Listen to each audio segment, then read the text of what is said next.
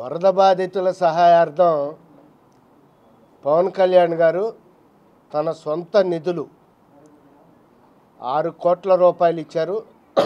అందులో తెలంగాణ సీఎం గారికి 1 కోటి రూపాయలు, ఆంధ్ర సీఎం గారికి 1 కోటి రూపాయలు, 2 కోట్లు ఇచ్చి మళ్ళీ 4 కోట్లు వ్యక్తిగతంగా పర్సనల్గా మా గ్రామ పంచాయతీలకి 400 పంచాయతీలకి ఒక్కో పంచాయతీకి 1 లక్ష రూపాయల చొప్పున ఇచ్చారు. అలాగే ముఖ్యమంత్రి చంద్రబాబు నాయుడు గారు వారి హెరిటేజ్ సంస్థ ద్వారా భువనేశ్వర్ గారు 2 కోట్ల రూపాయలు ఇచ్చి తెలంగాణ సీఎం గారికి 1 కోటి రూపాయలు, ఆంధ్ర సీఎం గారికి 1 కోటి రూపాయలు ఇవ్వటం జరిగింది. సరే, లోకేష్ గారు చంద్రబాబు నాయుడు గారు 10 రోజుల పాటు వరదల్లో అక్కడే ఉండి మోకాలు నడుము లోతు నీళ్ళల్లో తిరిగి రేయింబాళ్ళు కష్టపడి ప్రజలకు సహాయం చేశారు. మరి ప్రతిపక్ష నాయకుడు జగన్మోహన్ రెడ్డి గారికి అనేక వ్యాపార సంస్థలు ఉన్నాయి. ఆయన ఎంతో అద్భుతమైన నైపుణ్యత కలిగినటువంటి వ్యాపారవేత్త అని చెప్పి 60 లక్షల రూపాయల అప్పులో 2004 సంవత్సరంలో ఉన్నటువంటి వైఎస్ రాజశేఖర రెడ్డి గారి కుటుంబాన్ని 1,00,00,000 కోట్ల రూపాయల లాభంలోకి తీసుకొచ్చాడు. అటువంటి వ్యాపారవేత్త అమోఘమైన తెలివితేటలు, అదానీ అంబానీని మించిన తెలివితేటలు ఉన్నాయి అని చెప్పి చెప్పుకుంటూ ఉంటారు. మరి ఆ జగన్మోహన్ రెడ్డి గారు తనకి ఓట్లు వేసి ఒకసారి గెలిపించి రెండోసారి 40% ఓట్లు వేసిన రాష్ట్ర ప్రజలకు కష్టం వచ్చి కన్నీళ్లు పెడతాంటే ఆయన ఏమి విరాళం ప్రకటించారు? ఆయన వ్యక్తిగతంగా ఆయన ఏదో పార్టీ తరఫున 1 కోటి రూపాయలు అన్నారు, మరి ఎక్కడ ఖర్చు పెట్టాడు ఏంటో ఇంత మట్టికి కనపడలేదు. జగన్మోహన్ రెడ్డి గారు ఆయన సాక్షి టీవీ నుంచి కానీ, సాక్షి పేపర్ నుంచి కానీ, భారతీయ సిమెంట్స్ కానీ, సండూర్ పవర్ నుంచి కానివ్వండి, ఇంకా అనేక కంపెనీలు ఉన్నాయి మనకి తెలవని, మైనింగ్ కంపెనీలు ఉన్నాయి, అనేక సూట్ కేస్ కంపెనీలు ఉన్నాయి. వందల వేల కోట్ల రూపాయలు సంవత్సరానికి పెరుగుకుంటూ వెళ్ళిపోతూ ఉంటాయి. ఆయన కనీసం 1 కోటి రూపాయలు కూడా మా గ్రామీణ ప్రజలకి, మా వరద ప్రభావిత ప్రాంతాల్లో ఉన్న ప్రజలకి వాళ్ళ కన్నీళ్లు చూసి ఇద్దామని అనిపించలేదా అని మాకు ఒక కామన్ మ్యాన్గా మాకు అనిపిస్తుంది. అరే, కష్టపడి నటించి సంపాదించిన సొమ్ములో పవన్ కళ్యాణ్ గారు ఇచ్చారు, అలాగే కష్టపడి సంపాదించిన సొమ్ములో చంద్రబాబు నాయుడు గారు, భువనేశ్వర్ గారు ఇచ్చారు. మరి ఊరికినే అమోఘమైన తెలివితేటలతో అదానీ అంబానీ తర్వాత లేకపోతే వాళ్ళకంటే ముందు ప్లేస్లో ఉంటాడేమో ఈయన. జగన్మోహన్ రెడ్డి గారు డబ్బులు సంపాదించి 1 రూపాయి అంటే 1 రూపాయి కూడా ఆయనకి ఇవ్వాలనిపించలేదు. పోనీ మనకు ఆలోచన తట్టకపోయినా మన పక్కనాళ్ళు తోటి నాయకులు చేస్తా అంటే వాళ్ళని చూసైనా తెలుసుకుని ఇవ్వాలి కదా. అవేమీ ఇవ్వకుండా ఊరినే ఒక 10 నిమిషాల పాటు వరద ప్రాంతాలకు వచ్చి 4 రాళ్ళు ఇసిరి బురద ఇసిరి ప్రభుత్వం పైన, చంద్రబాబు నాయుడు గారి పైన, ఇక నేను బురద ఇసిరాను, వరదలోకి వచ్చి బురద ఇసిరాను కనుక ఆ బురద మీరు కడుక్కుంటూ ఉండండి అని చెప్పి ఈయన బెంగళూరు వెళ్ళిపోయాడు. ఇటువంటి ప్రతిపక్ష నాయకుడు మన రాష్ట్రానికి ఉన్నందుకు నిజంగా ఈ రాష్ట్ర ప్రజలు ఏ జన్మలో చేసుకున్నటువంటి పాపం కానీ ఇది చాలా విచారకరమైన విషయం, సిగ్గుచేటైన విషయం. ఇప్పటికైనా జగన్మోహన్ రెడ్డి గారు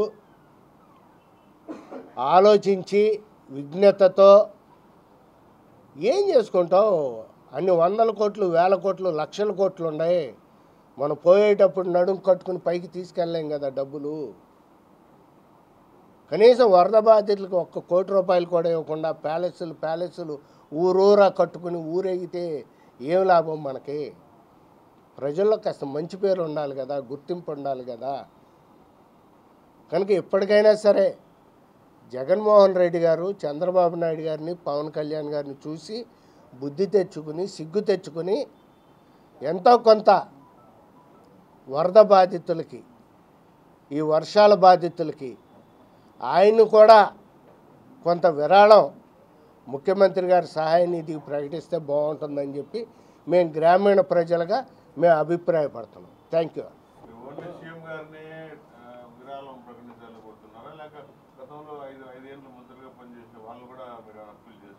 అవును, ఏమండి, అందరూ ఎవరిచ్చినా మంచిదే కదా. మీ జిల్లాలో పెద్దిరెడ్డి రామచంద్రారెడ్డి గారు ఉన్నారు, చాలా పెద్దారెడ్డిగా రాష్ట్రం మొత్తం ఫేమస్ అయిన పెద్ద నోరుండ మా రోజెక్క ఉంది, స్టేట్ మొత్తం జబర్దస్త్గా ఆవిడ పేరు ఉంది. ఏమైపోయారు ప్రజలు ఇబ్బందుల్లో ఉంటే వీళ్ళు. సరే, రోజా గారికే డబ్బులు లేక చాలా చెప్తారు, తిరుమల కొండపైన పాపం ఆ దర్శనానికే తీసుకెళ్తూ ఉంటారు టికెట్లు అమ్ముకుని, పోనీ ఆవిడ వదులుదాం. పెద్దిరెడ్డి గారు అయిన పెద్దారెడ్డి గారి దగ్గర చాలా డబ్బులు ఉన్నాయంటారు. ఎలక్షన్లో వస్తే కుప్పంలో కూడా ఆయన బీభత్సంగా డబ్బులు ఖర్చు పెట్టిన పెద్ద మనిషి ఆయన. ఈ వరదలు వస్తే ప్రజలు ఇబ్బంది పడుతుంటే ₹1 ఖర్చు పెట్టరేమి. అసలు వీళ్ళ మీ చెవిరెడ్డి గారు అయితే రోజు ఏదో వంక పెట్టుకుని శ్రావణ శుక్రవారం అనో శ్రావణ మంగళవారం అనో అట్ల తద్దనో ఒకటి కానుకలు ఇస్తూ ఉంటాడు. మరి వరద బాధితులకి ఏమి ఇవ్వడేమి. నెల్లూరు ఆయన వెళ్ళి పోటీ చేసిన ఆయన కాన్స్టిట్యున్సీలో కూడా బాధితులు ఉన్నారు మా గ్రామాల్లో. ఏమి ఇవ్వటం లేదేంటి. ఆలోచించుకోవాలి, వాళ్ళందరూ ఆత్మపరిశీలన చేసుకోవాలి ప్రజలు. ఎందుకంటే నేను చెప్పేది ఇది నా ఆరోపణ, నేను వేస్తున్నటువంటి నిందలో కాదు. నేను ఇప్పుడు చెప్పినవన్నీ కూడా మా గ్రామీణ ప్రజలు ఆ రకంగా ఆలోచిస్తున్నారు. మా గ్రామీణ ప్రజల యొక్క గుండె చప్పుడు, మా గ్రామాల ప్రజల యొక్క ఆలోచనని, వాళ్ళ స్పందనని నేను మాటల రూపంలో మీ ముందు వెలుగుచ్చుతున్నాను అంతే. Thank you.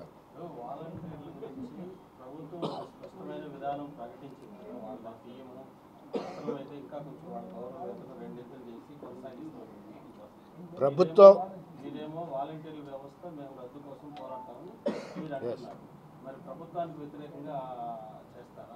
చేస్తాం, వై నాట్.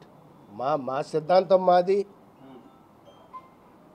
మా లక్ష్యం మాది. మా పంచాయతీ సంస్థలు, మా పంచాయతీలు, మా సర్పంచులు, మా అధికారాలు మాకు ముఖ్యం. ప్రభుత్వ ఆలోచన ప్రభుత్వానికి ఉండొచ్చు, దాంతో మేము విభేదిస్తాం. అవసరమైతే ఉద్యమ ఆందోళన కూడా చేయడానికి సిద్ధంగా ఉన్నాం. మాకు మా పంచాయతీరాజ్ సంస్థలు వ్యవస్థే ముఖ్యం. మా గ్రామీణ ప్రజలకి ఏది మంచిదో అదే మేము చేస్తాం. అంతేగాని అధికారంలో ఉన్న పార్టీని బట్టి, ప్రభుత్వాన్ని బట్టి, వ్యక్తులను బట్టి మా సంస్థ వ్యవస్థ ఎప్పుడు నడవదు. 25 సంవత్సరాలుగా కూడా మా సర్పంచుల సంఘం, పంచాయతీరాజ్ ఛాంబర్ అదేవిధంగా నడవటం జరుగుతుంది. Thank you. ఇక అటువంటి వాళ్ళ గురించి కూడా ఇంత పవిత్రమైన నగరంలో ఎందుకు బ్రదర్ మన వాల్యుబుల్ టైం వేస్ట్ చేసుకుంటాం. గ్రామ పంచాయతీల్లో గ్రామీణ ప్రజలకు కావలసిన మౌలికమైన ప్రాథమిక సౌకర్యాలు అంటే త్రాగునీరు, రోడ్లు, డ్రైనేజ్, శానిటేషన్, లైటింగ్ ఇటువంటివి కల్పించడంలో రాష్ట్ర ప్రభుత్వం వేగం పెంచాలని చెప్పి మేము ఈ సందర్భంగా కోరుకోవటం జరుగుతుంది. ఆల్రెడీ అందులో ఉండారు. కొత్త ప్రభుత్వం వచ్చి 3 నెలలు అయింది, మేము అర్థం చేసుకుంటున్నాం. ఇక 100 రోజుల తర్వాత నూతన ప్రభుత్వం కార్యాచరణని గ్రామస్థాయి లెవెల్లో అమలుపరచడానికి కార్యాచరణని ప్రకటించి ఆ రోడ్ మ్యాప్ ప్రకారం ముందుకు వెళ్ళవలసిందిగా మేము రాష్ట్ర ప్రభుత్వాన్ని విజ్ఞప్తి చేయటం జరుగుతుంది. ఈ రోజున ఏదైతే మేము 16 డిమాండ్లు సాధన కోసం గత 5 సంవత్సరాలుగా రాష్ట్ర వ్యాప్తంగా అన్ని జిల్లాల్లో, అన్ని గ్రామాల్లో కూడా తిరిగి రాష్ట్ర స్థాయి వరకు కూడా, చలో అసెంబ్లీ వరకు కూడా అనేక ఉద్యమాలు, ఆందోళనలు, పోరాటాలు చేయటం జరిగింది. ఆ రోజున మా గ్రామ పంచాయతీలకు వచ్చేటటువంటి కేంద్ర ప్రభుత్వం పంపిన ఆర్థిక సంఘం నిధులు 8,641 కోట్ల రూపాయలని, అలాగే ఉపాధి హామీ నిధులు సుమారు 36,000 కోట్ల రూపాయలని జగన్మోహన్ రెడ్డి గారు అర్ధరాత్రి పూట మా సర్పంచులకి చెప్పకుండా మా పంచాయతీల అకౌంట్లోంచి సర్పంచుల తీర్మానాలు లేకుండా, వాళ్ళ ఆమోదం లేకుండా దొంగిలించి వేయటం జరిగింది. ఆ నిధుల్ని దారి మళ్లించి తన సొంత అవసరాలకి, సొంత పథకాలకి వాడుకోవటం జరిగింది. అదేవిధంగా పంచాయతీలని నిర్వీర్యం చేసి సర్పంచులను ఉత్సవ విగ్రహాల కింద జగన్మోహన్ రెడ్డి గారి ప్రభుత్వం తయారు చేయటం జరిగింది. దానికి నిరసనగానే పెద్ద ఎత్తున జగన్మోహన్ రెడ్డిని ఓడించాలి, ఓడించితేనే పంచాయతీలకి భవిష్యత్తు అనేటటువంటి నినాదంతో రాష్ట్ర వ్యాప్తంగా కూడా పెద్ద ఎత్తున మేము పర్యటించి ఉద్యమాల ఆందోళన చేసి జగన్మోహన్ రెడ్డి గారి ప్రభుత్వం ఓడిపోవటంలో, జగన్మోహన్ రెడ్డి గారు ఓడిపోవటంలో మా వంతు పాత్రని మేము నిర్వహించటం జరిగింది. మరి మేము ఏదైతే ఆశించి ఈ జగన్మోహన్ రెడ్డి గారి యొక్క ఓటమికి, జగన్మోహన్ రెడ్డి గారి ప్రభుత్వానికి వ్యతిరేకంగా పోరాడామో, ఆ ఆశయాలు మేము ఆశించినవి సిద్ధించాలి కాబట్టి నూతన ప్రభుత్వం ఆ దిశలో వెంటనే కార్యాచరణ ప్రకటించవలసిందిగా మేము కోరుతున్నాం. కౌన్సిలర్లకి, ఎంపీటీసీలకి అప్పచెప్పవలసిందిగా డిమాండ్ చేస్తూ, వాలంటీర్లకు ఇచ్చే గౌరవ వేతనం కూడా మా పంచాయతీ వార్డు మెంబర్లకి, కౌన్సిలర్లకి, ఎంపీటీసీలకి ఆ పనులు వాళ్ళు చేస్తున్నారు కాబట్టి ఆ వాలంటీర్లకు ఇచ్చే గౌరవ వేతనం వీళ్ళకి ఇవ్వాల్సిందిగా మేము విజ్ఞప్తి చేయటం జరుగుతుంది. ఈ రకంగా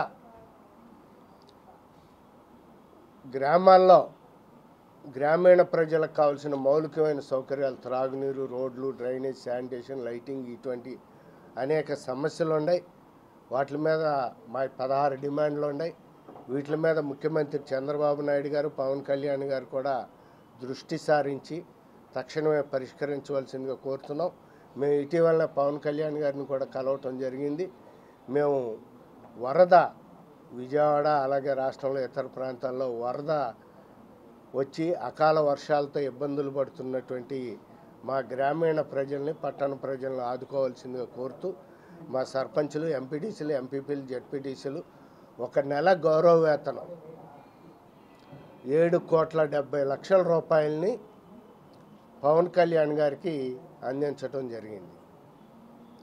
ఆ 7,70,00,000 రూపాయలు అందించి మా పంచాయతీల యొక్క కష్ట సుఖాల గురించి చర్చించడం జరిగింది. దీని మీద త్వరలోనే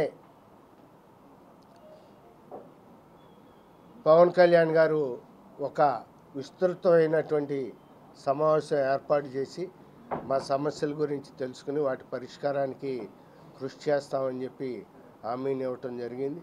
అదేవిధంగా అందుకు మా హర్షాన్ని ప్రకటిస్తూ, అదేవిధంగా చంద్రబాబు నాయుడు గారు, అదేవిధంగా పవన్ కళ్యాణ్ గారు కూడా మా పంచాయతీల సర్పంచుల, ఎంపీటీసీల, ఎంపీపీల, జెడ్పీటీసీల, కౌన్సిలర్ల, కార్పొరేటర్ల సమస్యల పరిష్కారంలో పెద్ద మనసుతో వ్యవహరించి